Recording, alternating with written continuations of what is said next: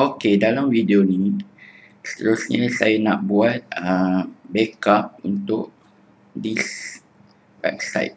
Okey.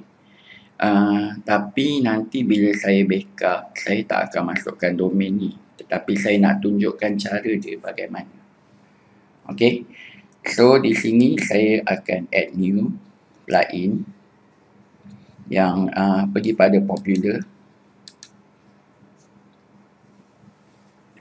Plugin tersebut adalah WP All-in-One Migration. Okay, All-in-One Migration, All-in-One WP Migration. Okay, kalau macam anda tak guna WordPress, anda gunakan sistem yang lain, anda kena buat manual backup, ataupun mungkin dalam anda punya sistem tu mungkin anda pakai Joomla ke, dia ada plugin juga, extension juga yang boleh digunakan untuk proses yang seolah seperti ini, iaitu kita backup dari dalam website kita, dalam admin kita.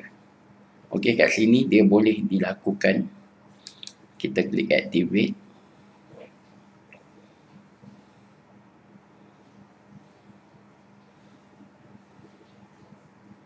Okey, setelah activate, kita tengok kat sini setting dia. Dia ada export, import dan juga backup. Kita klik pada backup.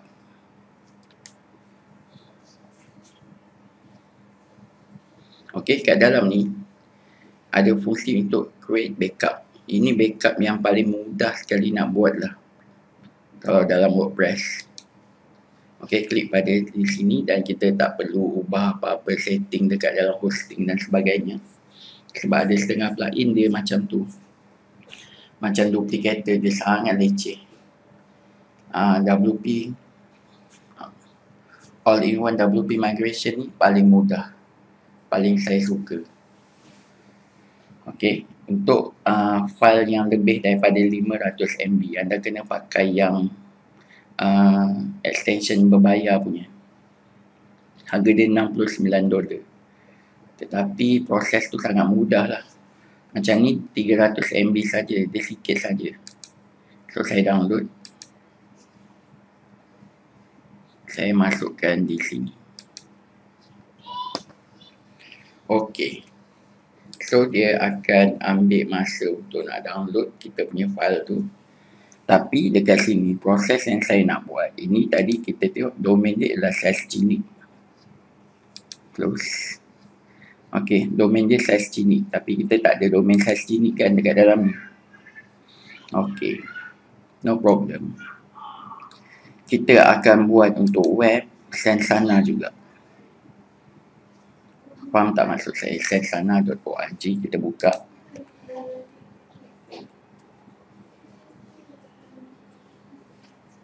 Okey, dia kosong. Kita login.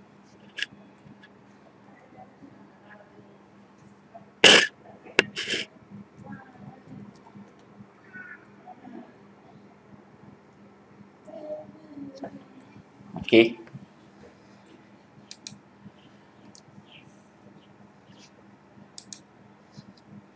Ini adalah kita punya WordPress yang Sensana tadi tu.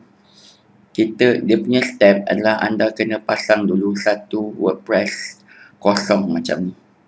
Okey, WordPress kosong Sensana. Macam ni. Okey. Kemudian anda kena download. Okey, kena pasang plugin yang sama. Popular. WP All-in-One Migration.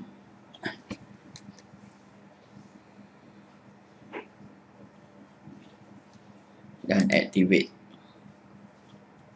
Okey. So andaikan yang tadi saya buat ini, /genic ni adalah Sensana.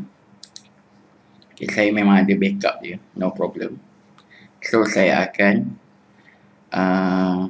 import from, kat sini dia bagi tahu file upload 2 MB. Kita boleh ubah dalam kita punya server under Apache. configure PHP ini. So dekat sini you boleh ubah dia kepada 1 gig. Nak pergi terus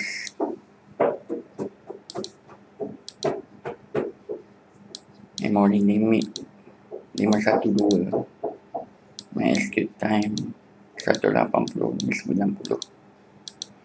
Okay, kemudian klik pada save. So bila anda reload dekat sini, dia dah jadi 1 gig.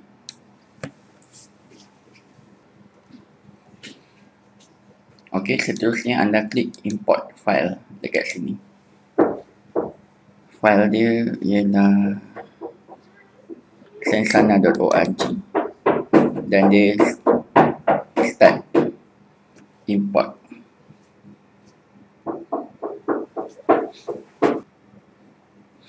Okay, setelah dia dah siap upload tadi tu, kita klik pada proceed.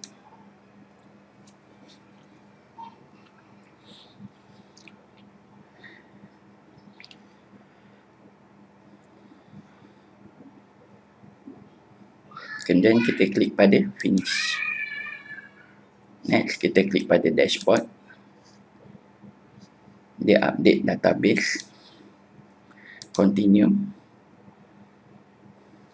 Login.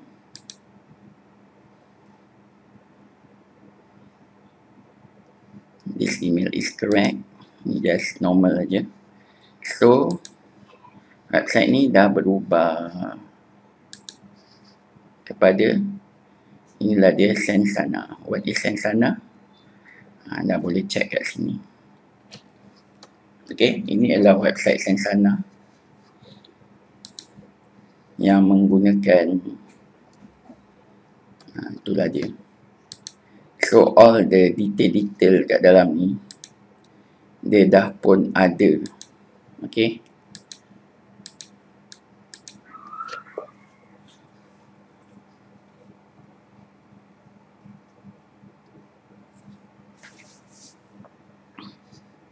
so kenalah update. Dia kata WP optimize, update now.